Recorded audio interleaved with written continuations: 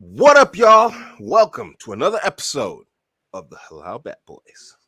What's good? We have of course our regular Mahdi. Salam Salam wa alaikum. salam. Welcome back.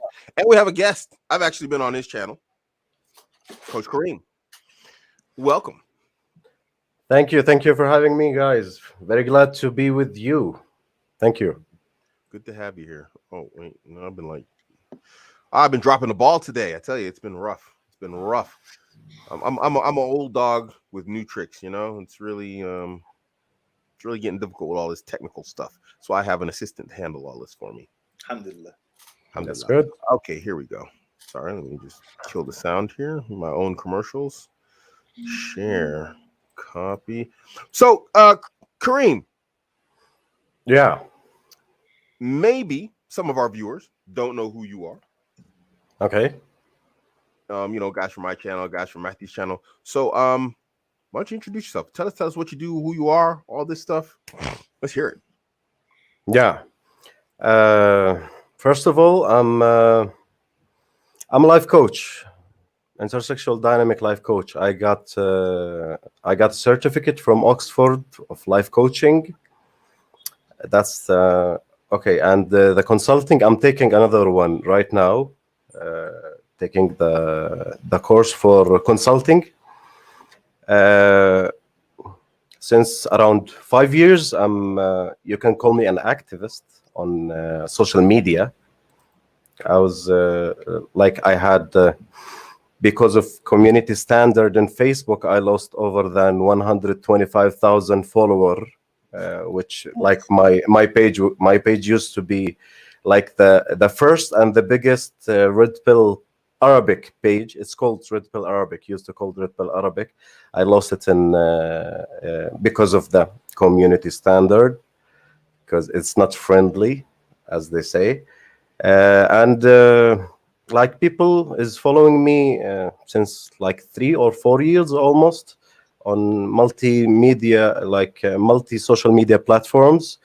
I got my channel, which is Red Pill Arabic, in Arabic, creating Arabic content about red pill in general since 1.5 years almost. Yeah, and it's doing really good. I do consulting also. I'm almost like this close to announce my own website. It's under development right now. Like within like 1 or 2 weeks, it will be live, and that's pretty much all. Just out of Okay. interest, Akhi Kareem, what got you banned? Because I don't want to. I've been banned so many times on different platforms, and YouTube's the hardest platform to build on. So, what are the pitfalls? What do we need to look out for, especially in this, very delicate space that we're in? Do you mean on YouTube or Facebook? YouTube. YouTube, I never get banned on YouTube. I'm very, very careful because I got banned on other social media a lot of times, so I got experience, and Right. I read the community standards like very specifically. Okay. So yeah, so before I initiate my channel on YouTube, I got a lot of courses, and people talk about the YouTube like red lines, like keep away of this and that. Like I used to do that, or I concentrate on that for like almost 3 to 4 weeks to understand how really YouTube works, and the search engine optimization, everything. That's obsession in my personality. If I want to do something, I have to understand 100% how it does work before I start. So there is like special words that artificial intelligence will catch it if you say it, and you probably know a lot of it. And do not let's say provoke certain type or group of people very badly, because there is a lot of groups for reporting. They will catch the link of your video, send it, reports until like they take it down. So that will be not like that will never be a great thing to take one video down. But if they do it multiple times, like it will be demonetized. Your Right. channel will be demonetized. Yeah. So let me ask you: in protecting yourself, do you are you linked? Are you synced with Odyssey library? Sorry, what do you mean by Odyssey library? Okay. What about you, Mahdi? I mean, just if you don't know, you don't know. It'll take some time to explain. Are you linked with Odyssey or library? No. All right, I'll get you guys set up on Twitter. I'll link you guys on Twitter because I can actually get like a referral bonus on it, some good money, $100 each. So I'm gonna link you guys up, and then what happens is this: there's a channel, and like I said, let me link you guys first. It's not a channel, excuse me. It is a blockchain operated social media site similar to YouTube. It's on the library chain, the LBC chain, and what happens is you can sync your channel to library. So every time like this video, once it goes live, once it's processed, it will automatically be uploaded to my library channel. And so it's forever there because library is blockchain and blockchain can't be blocked. It can't be deleted. It's there, so it is forever. You can make it invisible or whatnot. I mean, there are things like that, but once it's on the blockchain, it's on the blockchain. You can make it invisible to people and whatnot, but it's unblockable because you can't. There's no technology right now that can block blockchain websites and applications. So does YouTube can't take it down because it's a totally different platform. All you do is you're syncing your channel to this one. So when I synced, I had 700 videos, and they're all now on library. I didn't have to do anything but sync my channel, and then all the videos were automatically uploaded to library. So my entire channel is safe now. So even now, if YouTube pulls some of my videos, because they've done that in the past, those videos are still like there was a video that OG Logic, when I used to do OG Logic, they pulled one that we talked about this current scandemic. And they didn't like the content. It took them about 3 months to pull it down, but you can still find it over on library, but it's pulled down on YouTube. So and you get paid. You get paid in cryptocurrency for watching videos there and for uploading videos there. So there's also an incentive for people to actually go and use library because they'll be paid in cryptocurrency just for watching videos, as to oppose, and there's no commercials.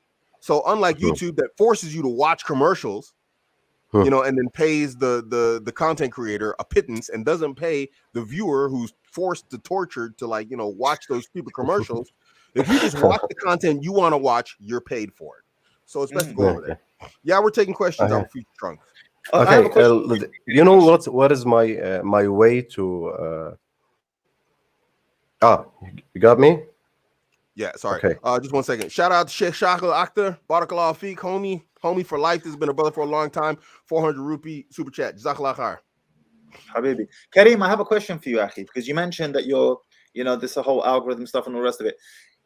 If the algorithm is so sensitive, how do content creators like Kevin Samuels and Fresh and Fit get away with the type of content that they create, which is very provocative, that stirs it really shakes the hornet's nest, and yet they're massive?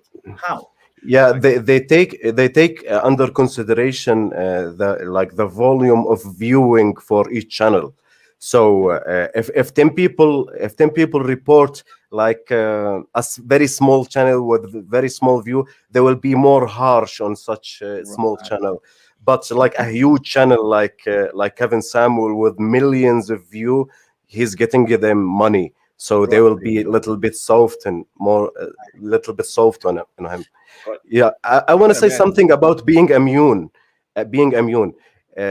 Guys, you have to be available in multi social media platform because people will follow you in multi social media platform. So if you banned from here, they will catch you here, and they will know the link of the new channel that you are opening. For example, I have channel on Telegram. I have a club on Clubhouse. The Clubhouse, the voice chat rooms. And I have my own website. Like within 1 or 2 weeks, it will be alive. I have Discord channel. So I have a Patreon, but it is not activated yet. So be everywhere, because if one ban, people will know where to look for you.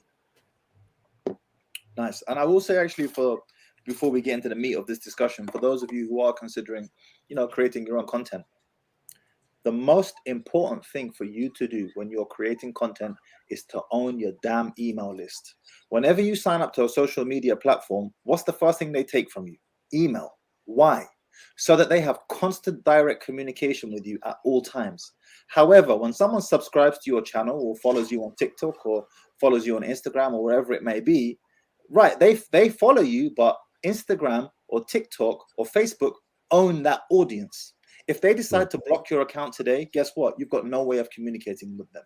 And one of the ways you can do this, of gathering your own email list, is creating a lead magnet.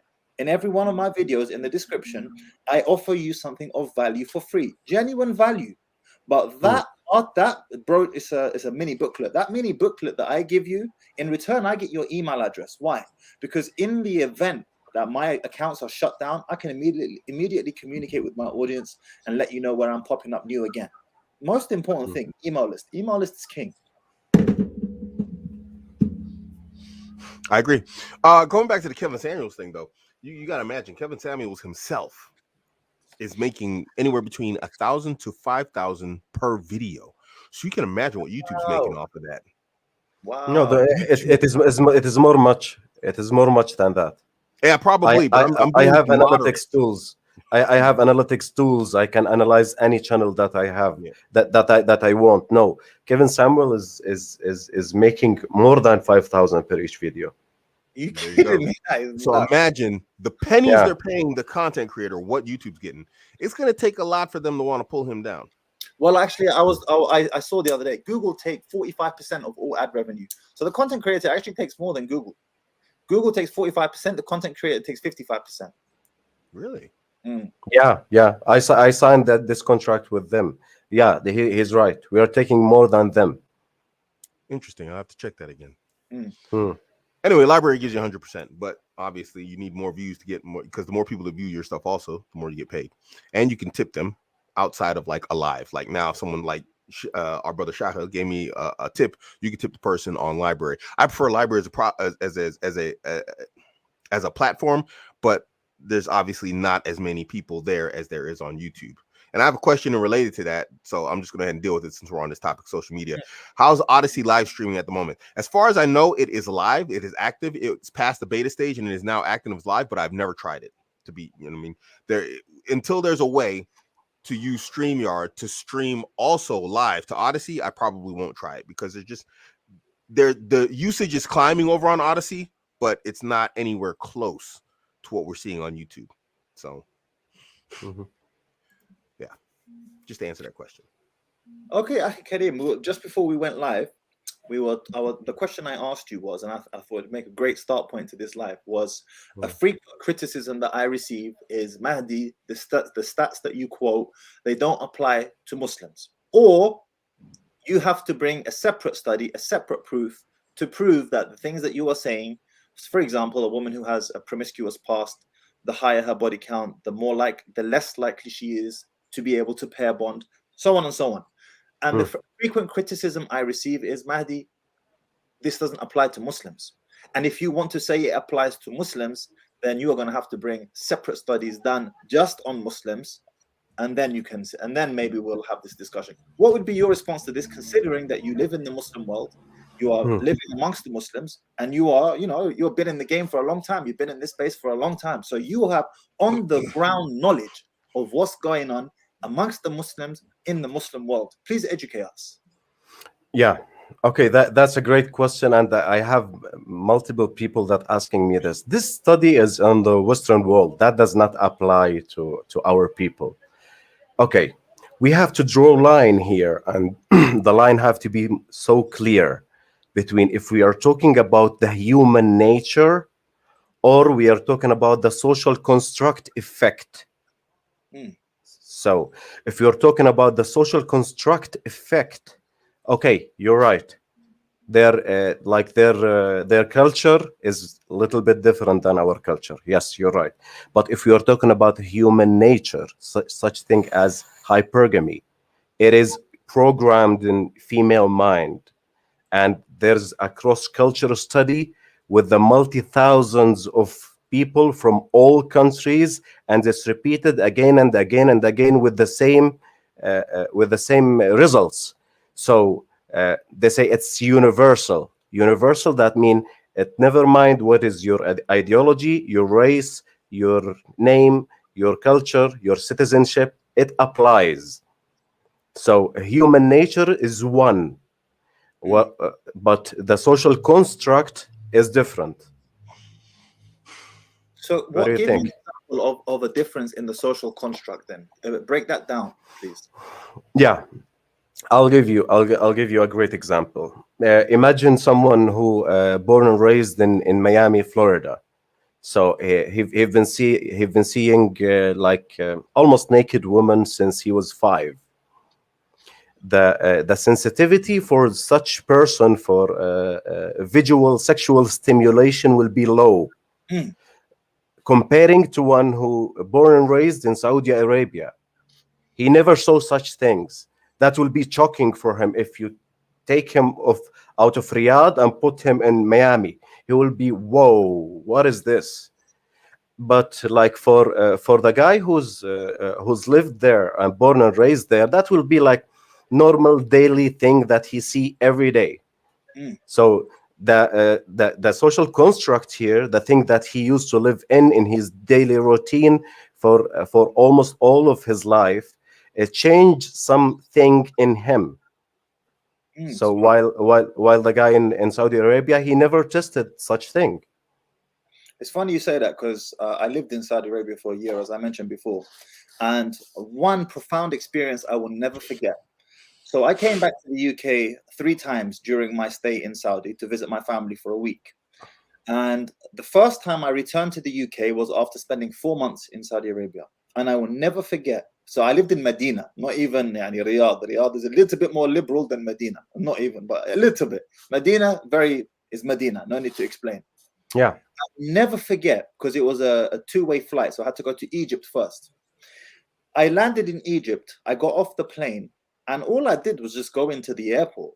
And I saw, the posters, perfume, ladies wearing perfume and so on. Those type normal posters that you would see anywhere else in most parts of the world. And it hit me like a brick wall, Kareem.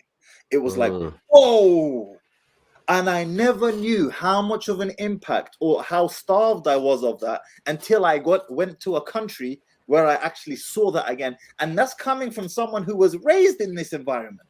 But exactly as you said, you become immune to it. And literally 3 days later, after I returned to the UK, I was immune again, but I never forget that first moment. It was like someone got a wet fish and slapped me in the face with it. That's why they mentioned the cultural shock. I don't know if you're familiar with this term, the cultural shock. I saw it a lot. I used to live in UAE, and I've been to Dubai many times. I used to live near Dubai, so I saw people coming from almost all of the world when they entered Dubai, especially in the first period. There was whoa, like everything is very different. So this cultural shock happens because of the social construct and other stimulation that he never used to. For example, if you get someone from a village in Ukraine and put him in Sheikh Zayed Road, there is 4,000 tower in one street. He will be like, what is this? Yeah, that's cultural shock. That's like totally opposite, different, that he can't handle. So with the current time that we're seeing with social media, the spread of social media and how it has no borders, very few limitations, are you seeing a cultural shift take place in the Middle East? Oh yeah, a very big one, actually, especially after the internet, the technological revolution in the last 20 years, to be more specific. There is, because the media effect is like magic on people, especially on let's say normal people, the vast majority of crowd, the persuadable audience, we call them. The persuadable audience, that people is easily to change. They don't have solid fundamental base such as religion and values. It's not solid. For majority of people is not like that solid. So they are persuadable audience. So the media and the social media effect is changing them. So things is acceptable now that we never imagined that will be accepted right now. Can you give an example, please? Yeah. I remember, I remember in my country there was a crime. There was a crime around 15 to 20 years ago between father and his daughter, because she wore jeans and got out. And what happened? So he hit her near to death, close to death. Okay, that's not acceptable. That's a crime. Okay, but you're getting where I'm coming from. That was like not acceptable at all in the society. So you can walk nowadays in Amman and you can saw like thousands of girls wearing tight jeans and yoga pants, and that's very okay. So yeah, there is changes. We cannot deny that. And how has this affected the marriage marketplace in terms of, specifically in the Arab world, in terms of the sisters who are looking to get married? Has it skewed their expectation of what the regular man should be like, what he should look like, what he should own, his money and wealth and so on, similar to what we experience here in the West? Or are they immune from that? Have they dodged that bullet? Like, what's the situation there? Yeah, the effect is little bit lower because the wave that like the major wave did not hit us yet, because we are in the beginning of that wave.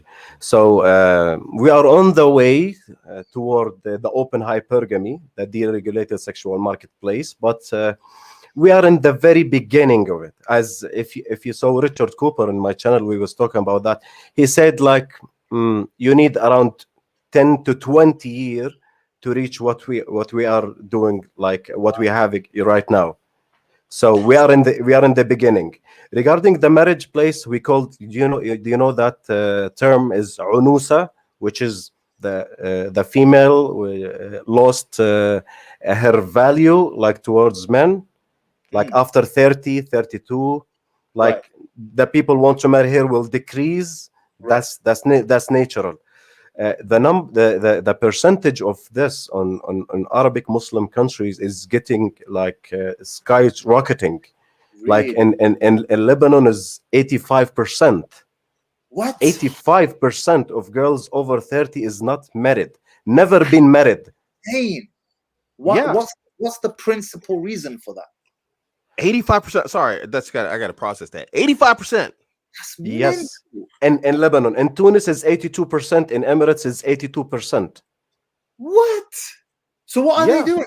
If they're not getting married, what are they doing? They're trying to be strong, independent, career. I don't need a man. Like a lot of this, the rest of bullshit. Yeah. We got a good question here that's kind of like along the lines of this entire topic and thread right now by AI, I guess it is, or Al. How does this desensitization from living in the West affect intimacy from living in the West? Not maybe living in the West, but affect intimacy in marriage. What I want to do is, instead of living in the West, we know how that's functioning here. What I want to ask is, how does it function there? Because we understand that the more open the sexuality is, the more expectations there are, like in body types. Men tend to have like now a universal body type expectation and ideas, because what is socially accepted as the female attractive and female standard. Like, just to give examples, back when I was young, having a large trunk, having a lot of cake, as they would say in this day, was considered to be a negative thing. Now they're out here talking about flatties and women with flat, rears and everything, and everybody wants a big butt now. So we understand that these standards change and men's, preferences change with that time. Has there been an effect on like the men out there with the opening up of like, the West and social media and seeing what's online? And has that affected marriage and intimacy there? Has it had a negative impact on marriages out there like it has here? Do you know? Was the question clear? Kareem. Yeah, it is. Look, I believe it is changing, especially the desensitization. It is changing the reaction and the behavior of men especially the case that I said about. But it is not changing the nature inside. So if you took the son of this guy and put it in another part of the world, so he will be normal, because this is not normal. Like for a guy to see a woman in bikini and not getting aroused, that's not normal. Of course, this is not normal. You should be let's say, feeling aroused, because that's our nature. That's our human being nature. So because and that's open like another gap in the discussion between West and East, because like a lot of Western guys will tell me, really, like is a tight pant like making you feel aroused? And when Arabic guys say yes, he's shocked. Whoa. He think that you are the defect and he's the standard, while it's flipped. No, you are the defect and I am the standard, because we are designed, we are wired to get aroused by visual sexual stimulation, and that's part of it. And to take this to its extreme, because as I said, I will never forget that experience I had coming to the airport after spending just 4 months in Saudi Arabia. All I saw was black. I never saw even a hand, never mind a face or legs, right? To take it to its extreme, I will answer the brother. Can it desensitize you or affect your intimacy in marriage? I will say this. Firstly and foremostly, there are certain things that you can't prevent yourself from seeing. You go outside, you see a billboard, you see a half-naked woman in the West, right? You turn away, fine, but you still saw it. In Saudi Arabia, you don't even get that. When I was there in 2013, even the models in the mall, they had female models, a picture of a female model, pixelated. It was all pixelated. I was like, what's the point in even putting the picture up? You can't even see anything, right? So to a degree, you will be desensitized to a degree. However, you can mitigate that by, subhanAllah, just simply doing as Allah instructed us in the Quran. قُلْ لِلْمُؤْمِنِينَ يَغُضُّوا مِنْ أَبْصَارِهِمْ وَيَحْفَظُوا فُرُوجَهُم.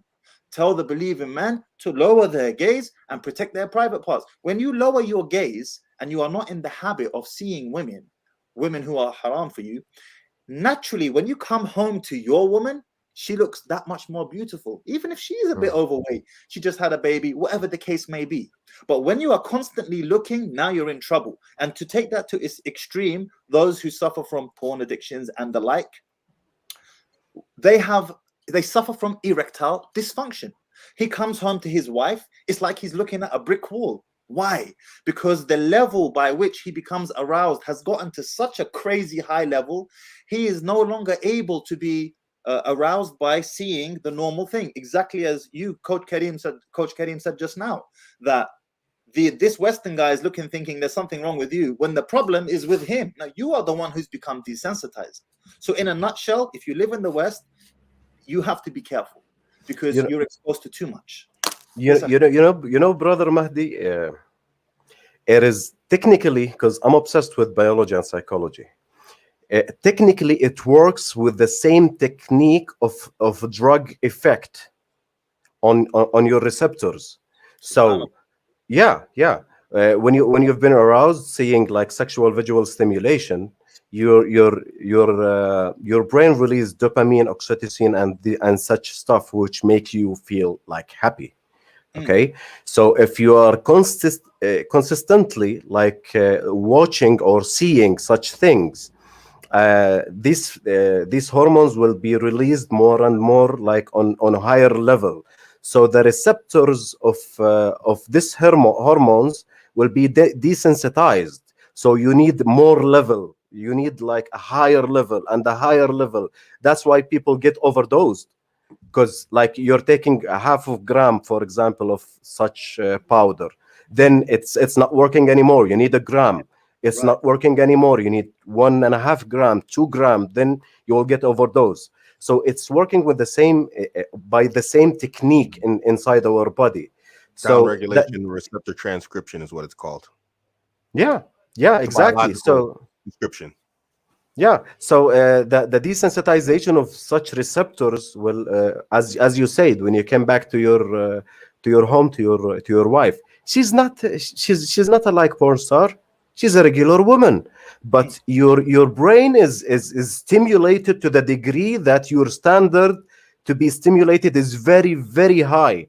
That's why you have erectile dysfunction. Erectile dysfunction. And although let me just say this for guys out there who are interested in polygyny, let me just say that you do suffer, not suffer, I wouldn't call it suffer, but you do experience downregulation receptor transcription when you have multiple wives. Once you have multiple wives in your life, I don't know about you, Mahdi, but for me, it's very difficult to just live with one woman. It's very difficult for me. You know, it's close to not having a wife at all. And that's not to say that she's not sufficient, she's not good enough or anything. It's just your biological standards have like gone a different place. You know what I mean? And so it really changes the way you view everything. That's a really great point you make. And I will say, just in case you didn't know, Coach Kareem, I was in polygyny for 4 or 5 years. I had 3 wives at one point, and it all fell apart. The wheels fell off. I have 1 wife, alhamdulillah, now. But to answer your question, Abuamerican, for sure, 100%. Once you taste that honey, it's very difficult to come back again. A mind expanded to new proportions can't shrink to its original dimensions, right? However, in my case, I made so many blunders and mistakes that when I do go back into polygyny again, which inshallah ta'ala is on the horizon, just not yet, I want to be in a position whereby I know I will not make those same mistakes again, and they were many. So the blunders that I made right now kind of stunt my desire to go back to that place again, because I'm considerably younger than you, right? I need to still focus on doing what a young man should be doing, building right now. I've just turned 32 today, actually. So once I get to a certain point because I understand and I respect the fact that I'm still immature as a man, I have not reached maturity yet. The age of maturity for a man is around the age of 40. I have to respect that and put in the work so that when I get to around that age bracket, then I can reap the rewards of my labor beforehand. Gotcha. MashaAllah. You want to keep carrying on the subject line? We got some questions here. Or you guys want to take some questions? You want to keep talking, keep going forward? You threw a couple of questions up, Akhi. What were they? Yeah. Some of them were answered already, but this guy, he keeps asking it. Leonardo da Vinci. I told him we'd answer the question. Let's go ahead and do it. We're 32 minutes in. Might as well just go ahead and start taking questions in between topics. How to stop thinking about women when you can't marry, can't work out since I'm injured. Leonardo da Vinci, I see you, brother, on my channel as well. First thing and foremostly, why can't you marry? What's stopping you? That's the first question I would ask you. The second question I would say to you is, why can't you work out? I had a knee operation I had 3 knee operations one summer, keyhole surgeries. The very next day after my knee operation, in my crutches, I didn't have a car, I didn't have a license. I would walk, 20-minute walk in my crutches to the gym and do my upper body workout in my crutches with a massive cast on my leg. So when you say you can't, really? Are you bedridden? Like, are you stuck to the bed and you can't move? If that's the case, then fine. But when you say I can't, often that's just a limitation you have placed upon yourself. You said also I can't get married. Why can't you? We need more detail. I'm reluctant to answer that. Regarding the first part of the question, guys, you have to have the choices mindset. Why you're thinking about a woman you can't get? Is it the end of the world? Come on. As Rich Cooper say, every single day there's thousands of girls turn 18. So you have just one woman and you can't get it, so you will keep thinking about it. Why? You have thousands or millions of options. Why you just stuck on one woman that you can't get? That's not productive. That's destructive for you as a man. I can only chime in the same way they have, but I'll add a little bit to this. It sounds to me like you haven't found your mission as a man. When you have your mission and you have your focus, nothing else really matters to you. I was writing just a book for sport about trolls, and that obsessed me. I mean, Mahdi here, mashallah, he's in my men's community. Actually, Kareem, you're invited to. He's in my men's community, and he knows that even there, I disappeared for quite some time. I haven't been active, I mean, he's busy also. He's not, he's not overly active there. He's active there sometimes. But I when I get obsessed with my mission, there's nothing else. Even my wife is like, why have you stopped looking for women? My wife is actually giving women her phone number. She did it today. She's like, he needs another woman. I'm like, okay, yeah, maybe I do. But right now, let me get back to work. So it sounds to me like you don't have your mission. It sounds to me like you're unfocused, and that's why it's become an obsession to you. But when you're focused and when you have things to do, there was the place that we went to was full of attractive women, and then my was like, wow, she's nice, wow, she's beautiful. I'm like, wait, I ain't trying to look at all this, man. What's going on here? I'm like, like this, so when you're obsessed on your mission, when you're obsessed with what you're doing, and you're going to get results with it, even if you don't, you're just so self-confident in what you're doing and where you're going and what you're doing, they kind of disappear. And then you appear on their radar. Now the roles reverse, And so these women seem interested because I was like in the store doing my thing. I'm like, no, I'm here for this. I'm thinking, what do I need to do when I leave this? My wife is the one taking over the lead. You see, the other women, they're like sending the signals that my wife catches and I don't. So you're in that position where it's like you're sitting here like, and you're not narrow focused. When you get that narrow focus, women notice that because you're not paying attention to them. And the more you don't pay attention to them, the more valuable your attention becomes and the more they want it. Then they start throwing themselves at you. So find your mission. Find your mission, and the woman will find you. And I appreciate as well, Leonardo da Vinci. I appreciate that it's easy for us as married men. Coach Kareem, I'm assuming you're married? No, not yet. Not married. Okay. So it's easy for the likes of myself and Abuamerican to say, find your mission when you have a wife. I appreciate that. When you have a halal outlet, privilege is invisible to those who have it. To quote Myron, even though he's under some fire right now. True also. Privilege is invisible. I appreciate that. However, it doesn't take away from the truth. Okay, I have acknowledged this. Still, everything Abuamerican just said is the truth.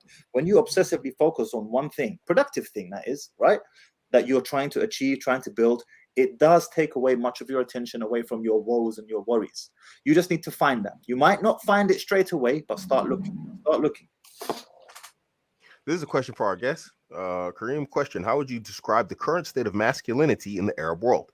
Egypt is a country where the highest rates of wives, with the highest rates just of said wives, this, right? You said that. He just said that. Yeah, he said before we went on air. Right. Yeah. Like you can't generalize what's happening in Egypt to the other part of like to the rest of Arab world countries. Yeah, that's right. Well, like the accuracy of this study is debatable, but you can say that. How do I rate the current status of masculinity? It's better than West, but it is not as good as we need. Let's say it's dropping, but it's better than West anyway. Because in the Arab world, the two last bastions of masculinity that is commonly known is black men and Arab men, typically speaking, right? Black men, Arab men.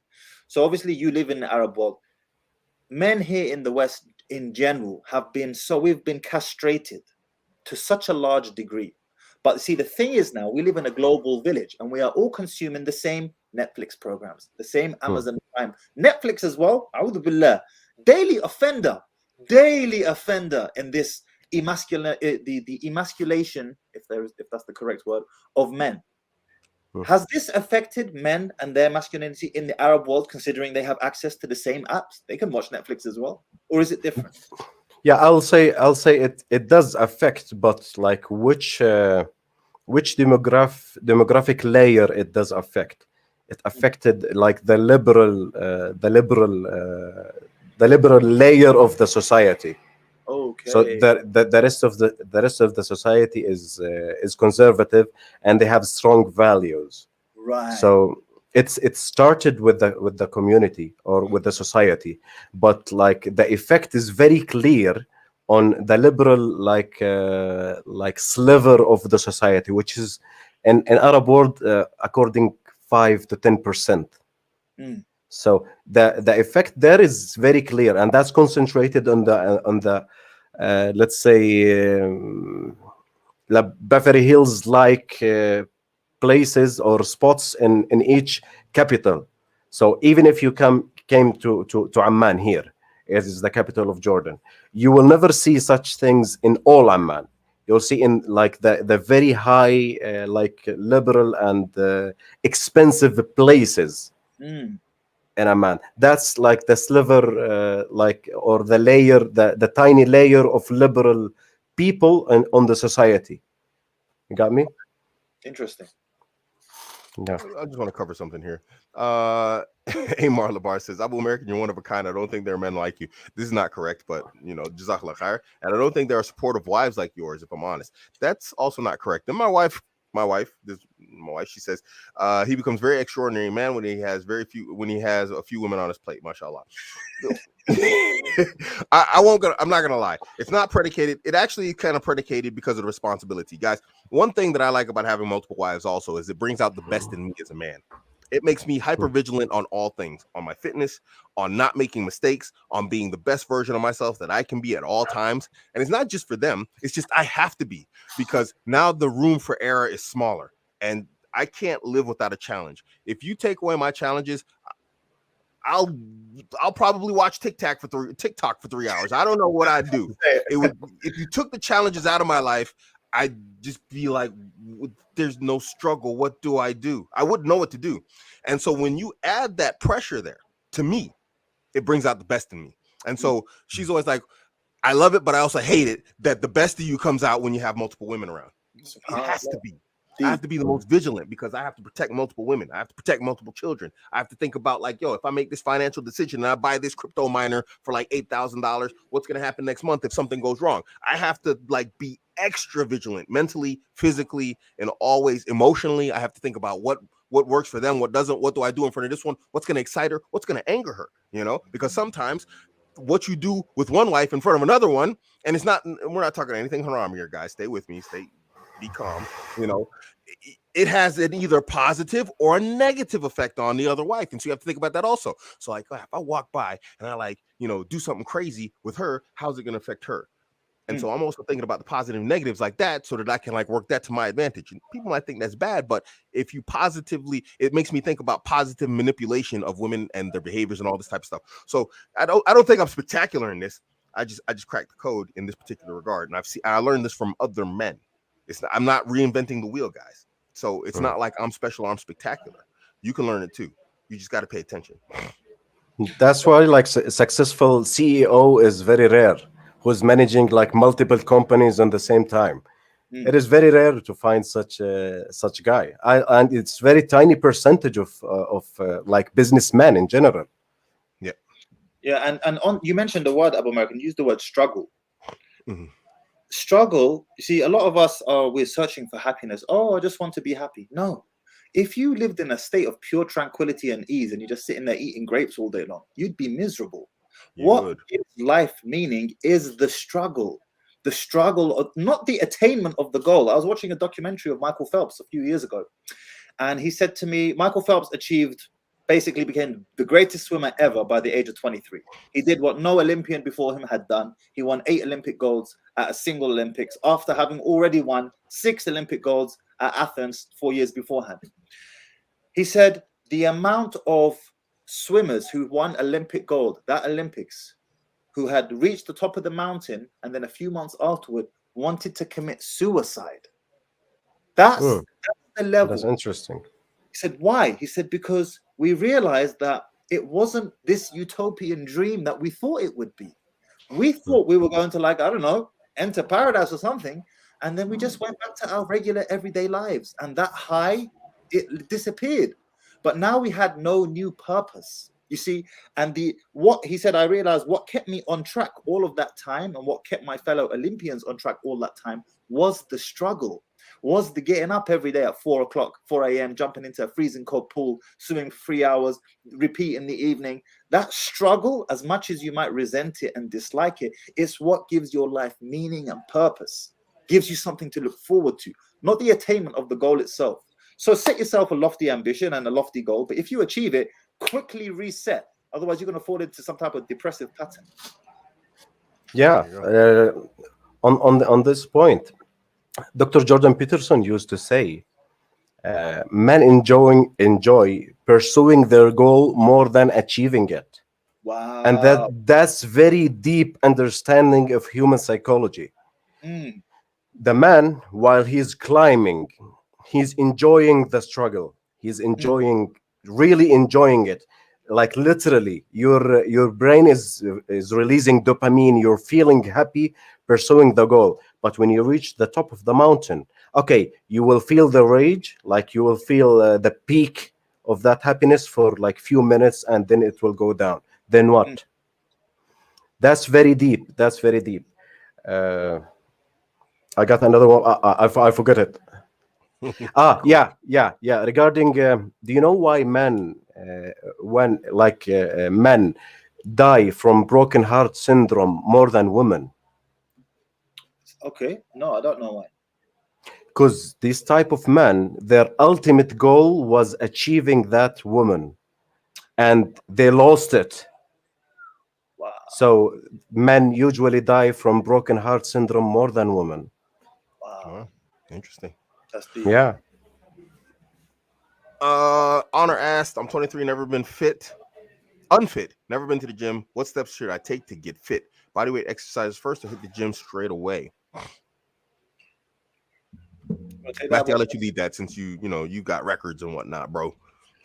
I mean, my best advice to you, Akhi, is to think small. You see, the problem is when people want to make changes in their life, they want to make these fabulous, dramatic, big changes that are completely unsustainable in the long run. It's like me turning around and saying, okay, I want to break Usain Bolt's 100-meter sprint world record. Okay, it's not going to happen. But let's just say, Mathalan, for example, I'm totally unfit. I've never worked out, but I want to break his world record. And now I jump into Usain Bolt's training regime. It's going to kill me. I've never even gone for a 6-mile jog. Never mind trying to do Usain Bolt's plyometric workouts and all the rest of it. I need to start off here as an amateur. Okay, you have a lofty ambition. Let's say you want to bench press 100 kilos and you want to be 10% body fat, but you can't handle the workload of someone who's already able to do that. So you need to think small, not think big.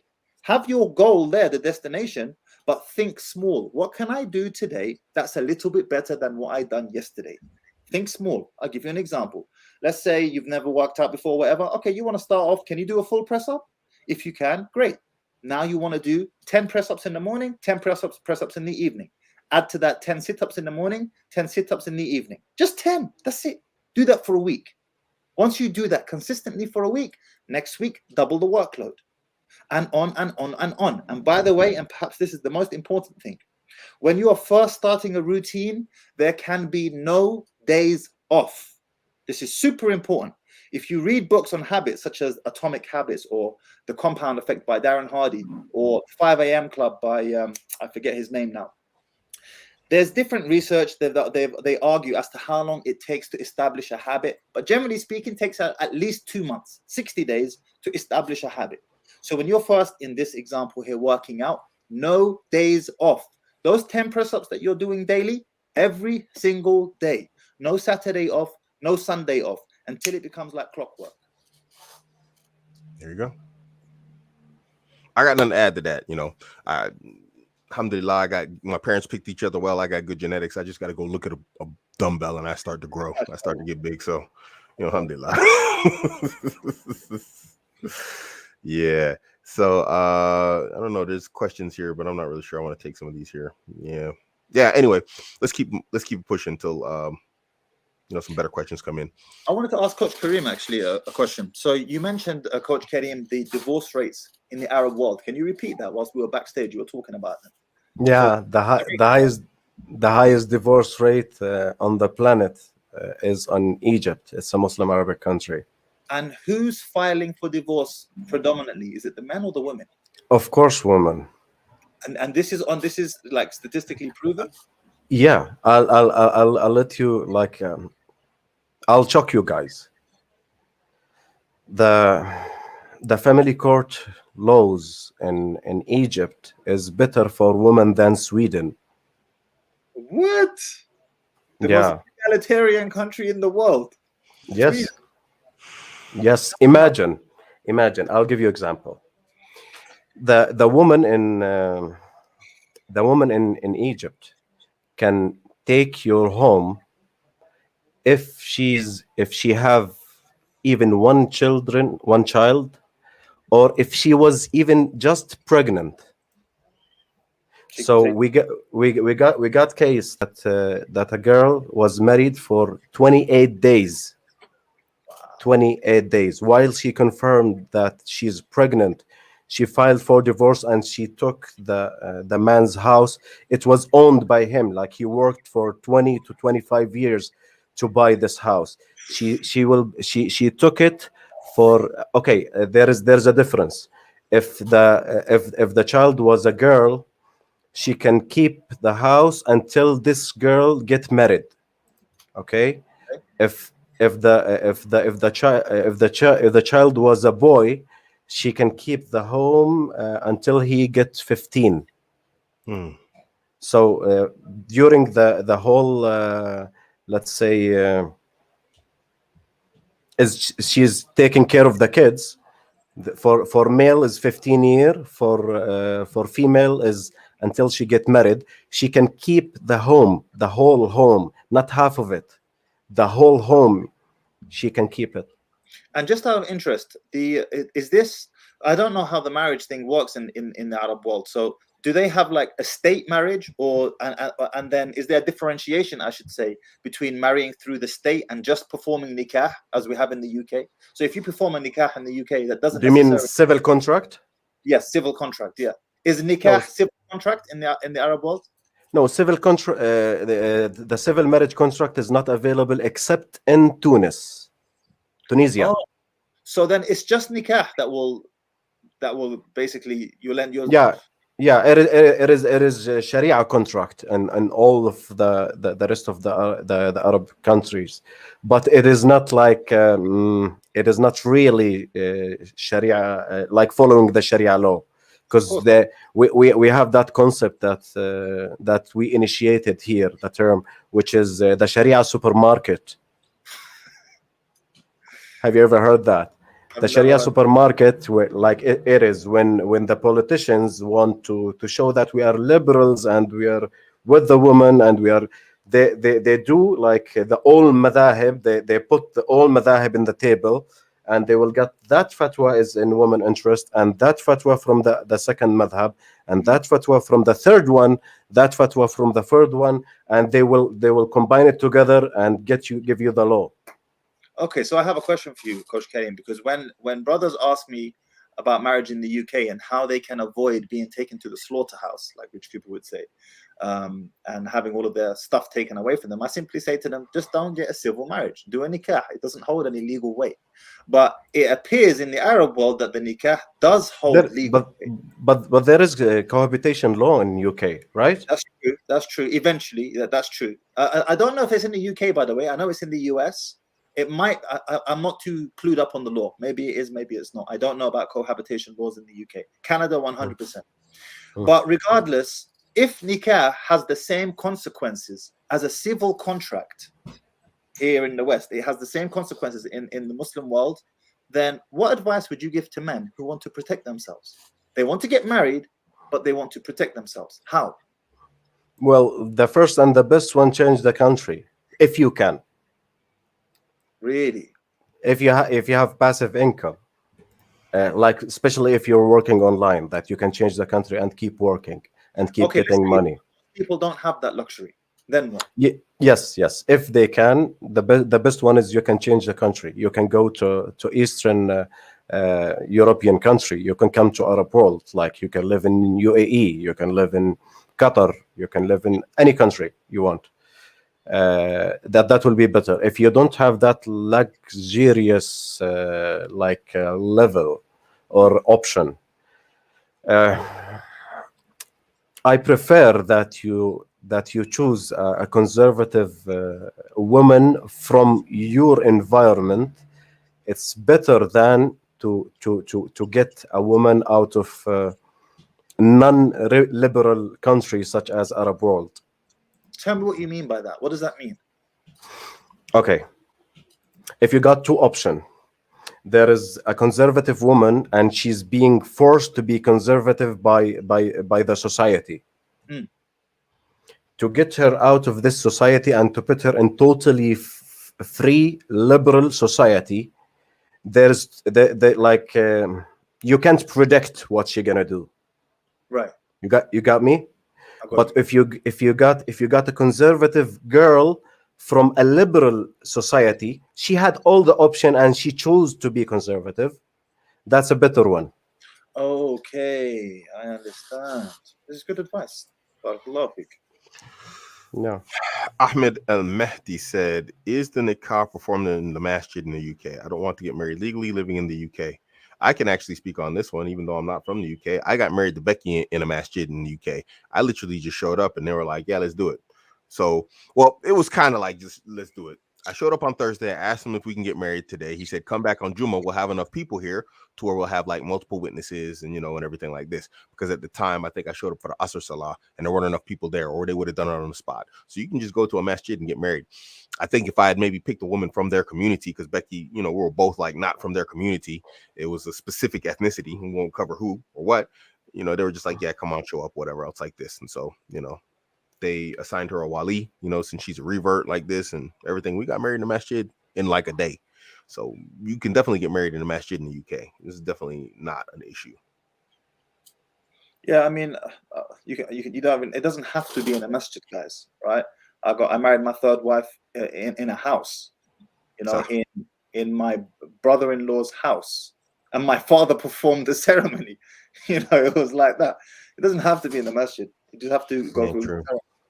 Yeah, my second marriage to the Arab girl in London was actually done at a house also. So yeah. Yeah, coming back to that point, I don't know, Mahdi, if you heard about thousands of cases which for the Syrian refugees and a lot of our brothers in European countries. They was working like very hard to get their woman there, like to get their woman from Syria to Sweden, for example, or Germany. So while their woman got there, and she took we call it nushuz course. Have you ever heard that of American nushuz course? No. Yeah, Mar'a Nashes, No, I understand. She's rebellious against her husband. So there's nushuz course that they will give for new refugees, that you have that freedom, you can do this, you can do that. By one call, we will do this and we will do that. And they will give her that nushuz course in the beginning while she arrived there. So like she can divorce you, and if you ask her for a cup of tea, no, I'm not doing that. What, do you have broken hands?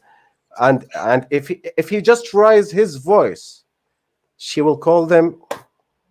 It will destroy their marriage. So because she's not familiar with that type of freedom. So but the conservative girl in that society, she have all that option, but she chose never to use this one because she's convinced that this is dhulm, this is haram. No. This sounds like that brother that asked me, should I save up for divorce? He ain't even married. He's like, should I save for divorce? Allahu Akbar.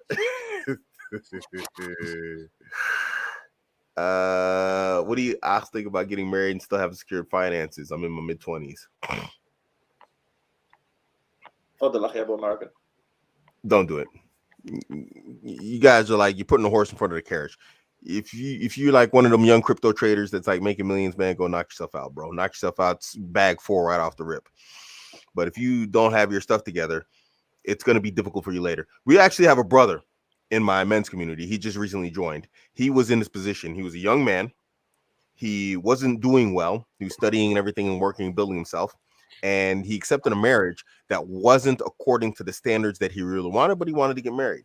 Now he's an older man and he is financially slaying it. MashaAllah. Allahumma barak feek. May Allah continue to increase him. And it looks like Allah will continue to increase him in a big way. Not just a small way, guys. When we talk about, think about your favorite pay and then increase it multiple times. So he's in my men's community. Now he's in a position where he doesn't have to negotiate with a woman. And it's causing problems in his current relationship. So what you're going to do is you're going to put yourself in a similar position. You're with a woman in a position of weakness. Yes, this is true. That's not how you want to start the relationship, because later on, when you want to flip the script, you know what? It's not going to work. This is why I always tell guys, if you want polygyny, this is something that needs to be agreed upon early on before you get married, or right at the beginning of the marriage. Because when you try and change the rules later, women ain't trying to hear that stuff. This is the standard now. Women like to go from a standard. This is where it's at. I understand where everything's operating from. Now you want to try and come flip the script. So you want to go from being broke to being the man. It's going to go very difficult for you, unless you have like just a spectacularly amazing woman, and those are very rare. And the chances that you're going to run into one of those as a broke guy. I'd love to give you like this analogy, like you as a young man, imagine the life is 100 steps there, and you are in the beginning of this stair, trying to reach up the top. By marrying while you are in the beginning, it's like me giving you like 100-kilogram bag on your back, and they say, okay, carry on. Imagine how's that gonna be like so difficult. Yeah, I mean, I will say this first and foremostly to the brother who asked this question: if you fear you're going to commit haram, then marriage is wajib upon you, right? This is different. If you're going to go to a whorehouse, or you're addicted to I don't know if I can say the word, the P word. I forget that YouTube censors all these words. Regardless, if that's your situation, then marriage is wajib upon you. You have to. You don't have a choice. But exactly as brother Kareem, Coach Kareem said just now, if you do get married and you're young and you're not yet established, it is going to slow you down. There's no doubt about this. It is what it is. I got married at 16. I had 3 kids by 19, 5 kids by 23. You telling me that didn't slow me down? Of course it slowed me down. Why? Because I've got other people to take care of at such a young age, right? Yep. So it is what it is. But if you fear you are going to commit haram, then tawakkul ala Allah. Otherwise, I'm with Coach Kareem and Abuamerican on this. If you can wait, because then you will have options and leverage. Yeah, I agree. If you think you're following haram, go ahead and do it. There's a question here I really wanted to cover, just because I know about this and I've had experience with this. Question. We don't have much time left, guys. We have to get out of here in a minute. Question. Arabs and Somalis like to wait to consummate the marriage until the night of the wedding party. In many cases, the party takes place long after the nikah. How to deal with such cases? Okay, I had this situation more than once. And the first time I did it, I didn't even understand what was going on. So we did the nikah, and the family's like, okay, you guys can hang out, whatever else. And, I was like, okay, fine. Me and my new wife, we're going to go to the movies. And instead we just went back to my place. And she was like, wait, hold up. What's going on here? She's like, this is not how things work. I was like, wait a minute, are we married or not? And she's like, yeah, we're married.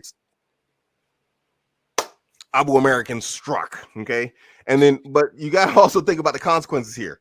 If you're just not something, the woman's permissible to you, the woman's permissible to you. Khalas, this is unarguable. I don't care what a person's culture is.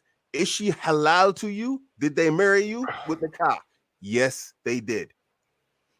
She is universally halal to you. How? Kaif? How? Please explain to me. You're married to a woman and a guy's going to say, hey, you know what? You can't sleep with your wife. Help me here. Okay. I can explain that to you, because we have that in Jordan. Yeah. Please. I'm not accepting that someone's going to tell me I can't sleep with my wife. Is she my wife? Yes. You can't sleep with her? Yeah. Hadoken karate chop. Yeah. We have that uruf, we call it, which is tradition in Jordan.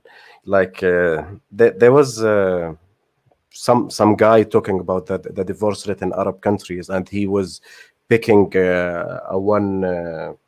one statistics that Jordan is the highest divorce, while this is not accurate, because the difference between khutuba and zawaj.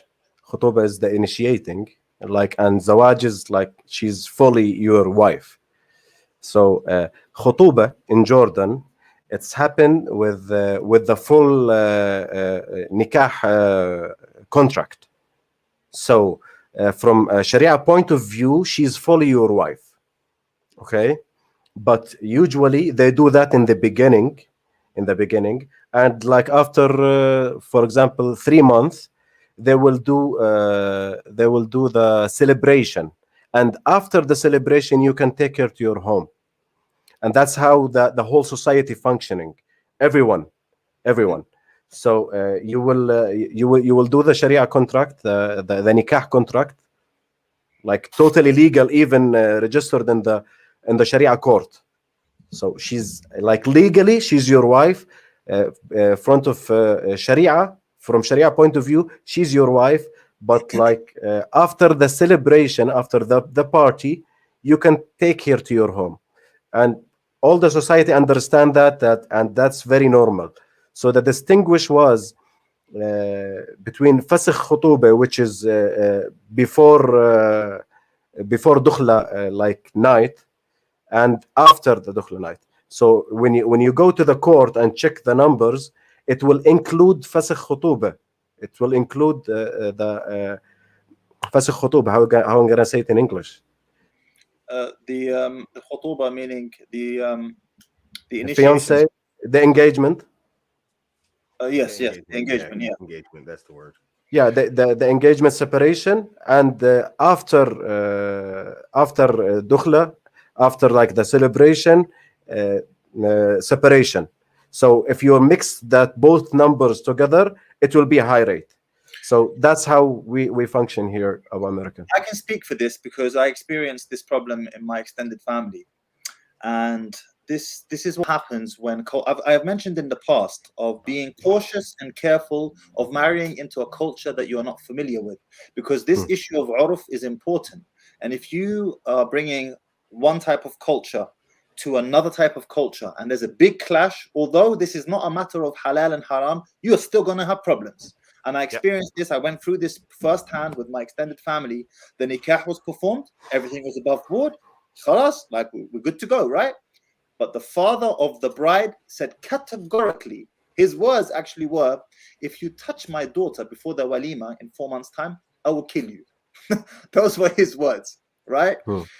So that's how serious this clash of cultures can become. And it is culture, it's not from the deen, but it's something to consider as a man looking to get married, that you need to understand, what am I signing myself up for here with reference to their cultures? Because you can tell them till you're blue in the face, it's halal and so on and so forth, and I don't agree with it. I get the culture, I don't agree with it. But I also have seen firsthand the consequences of trying to fight it. Some people will literally, they'll die for their culture. They'll die for their culture, really, even if it opposes the deen. So be aware of that. To the gentleman watching, if you're going to marry a sister who comes from a culture that's very different from yours, you need to understand what you're signing yourself up for, because you're going to have some clashes if you're not ready for it. And let me go back into this clashes and understand also, coming into this point, is very understand the effect it has on her also.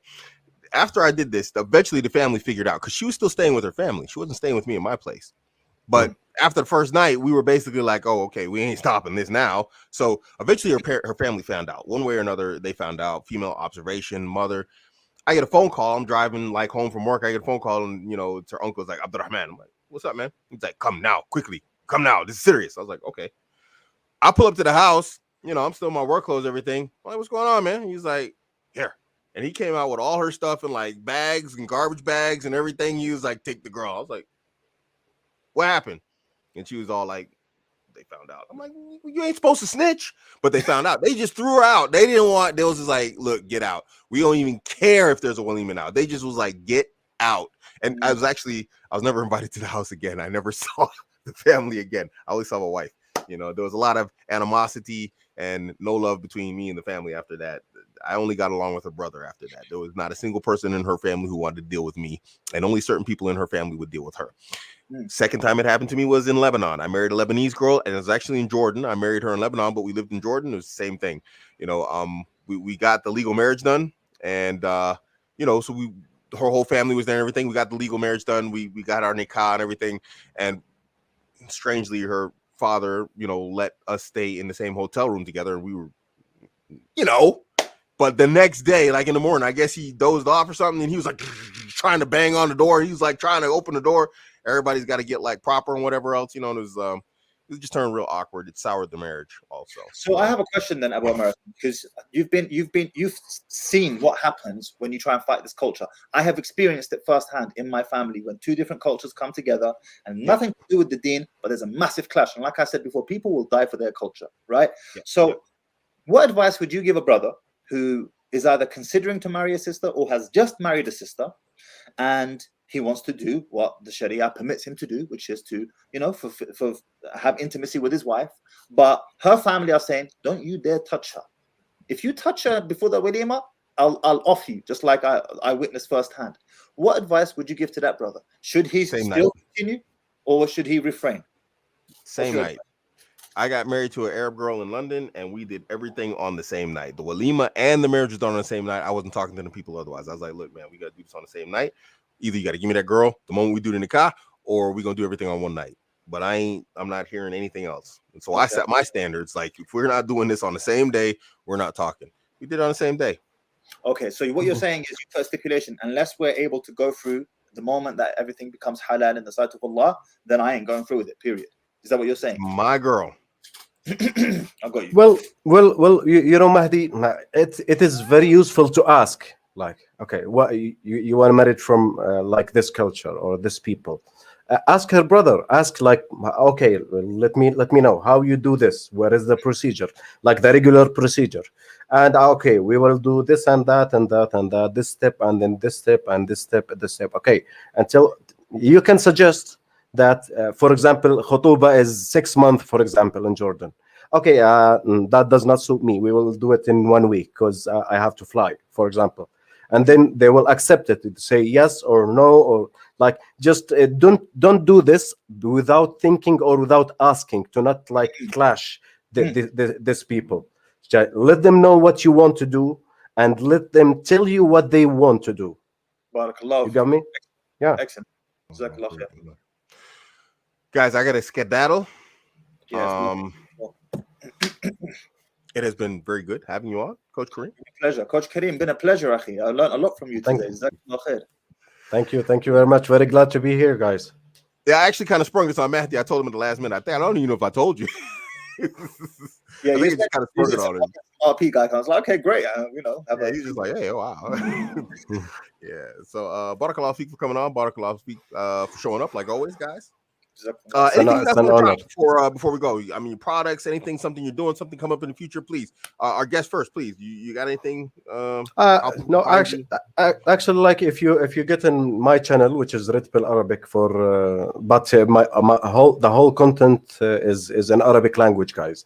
So if there's Arabic people like watching, living in another part of the world, looking for Arabic content, I have weekly. It's every Friday. Weekly program. It's called Habbat Wa'i, which is in English awareness pill. Awareness pill. I did 11 episode, I believe, until now. So you will find the playlist on my channel. I'm announcing my website. It will be in Arabic also, like within 1 to 2 weeks maximum. So you're most welcome. And do you do coaching in English? Do you take on clients who speak English for coaching? Oh yeah, can do that. Excellent. Nice. Myself, guys, you can find me the Red. It's there in the name there. The Red Mahdi on Instagram. I do look. I've said this before. I get so many questions every day on Instagram that if I tried to answer them all in my inbox, it would be a job in and of itself. With that being said, I do try to give you guys quick responses. The moment you start asking me for explanation and details, book a session, because it's disrespectful of my time. I understand my following is not even that big, couple of thousand. I'm getting 10, 20, 30, 40, 50 messages a day.